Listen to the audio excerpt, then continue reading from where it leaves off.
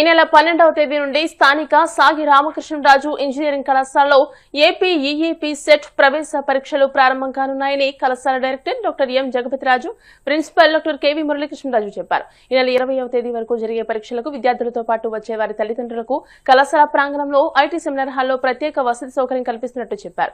పరీక్షల chief superintendent పిఆర్ఎస్ఎస్ Venkatapathi Raju Raghu మాట్లాడుతూ ఈ ఏపీ ఈఏపీ సెట్ నిబంధనల మేరకు ఒక్క నిమిషం ఆలస్యమైన పరీక్షా కేంద్రానికి అనుమతించే ప్రసక్తే లేదని, అరగంట ముందుగా పరీక్షా కేంద్రానికి చేరుకుంటే మంచిదని పేర్కొన్నారు. ఈఏపీ సెట్ రేపు 12 నుంచి 20th వరకు ఎస్ఆర్కేఆర్ ఇంజనీరింగ్ కాలేజీలో జరుగుతున్నది.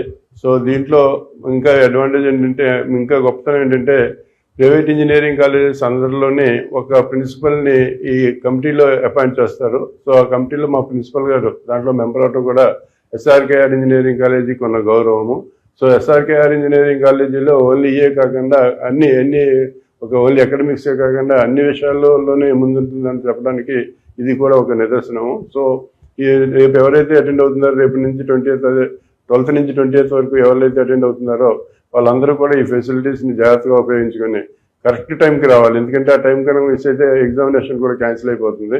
కాబట్టి కరెక్ట్ టైంకి వచ్చి డిసిప్లిన్గా ఎగ్జామినేషన్ రాసి రేపు పొద్దున్న మంచి ర్యాంక్స్ తెచ్చుకోవాలని కోరుకుంటున్నాను. అలాగే ఫాలో వచ్చిన పేరెంట్స్ అందరూ కూడా ఎస్ఆర్కేఆర్లో వాళ్ళకి చూపిస్తున్నారు, హాస్పిటాలిటీ చూపిస్తున్నారు. సో హాస్పిటాలిటీని కూడా ఉపయోగించుకోవాలని.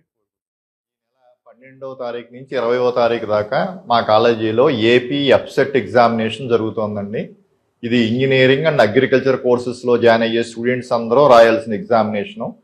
నేను ఇదివరకు చెప్పినట్టు మా కాలేజీలో మా అకాడమిక్, మా ఎగ్జామ్స్తో పాటు ఇతర గవర్నమెంట్ ఎగ్జామ్స్ కూడా మేము కండక్ట్ చేస్తాం. లా సెట్ చేసాం, ఎడ్ సెట్ చేసాం, ఇలాగ అన్ని ఎగ్జామినేషన్స్ చేస్తాం.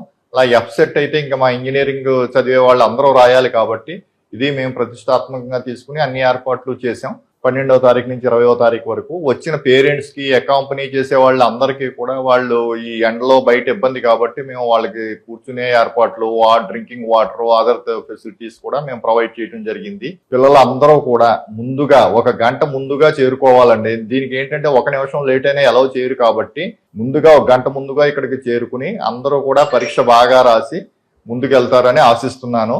నేను ఇంకోటి ఏంటంటే విషయం, యాక్చువల్లీ ఎఫ్సెట్కి స్టేట్లో కమిటీ ఉంటుందండి.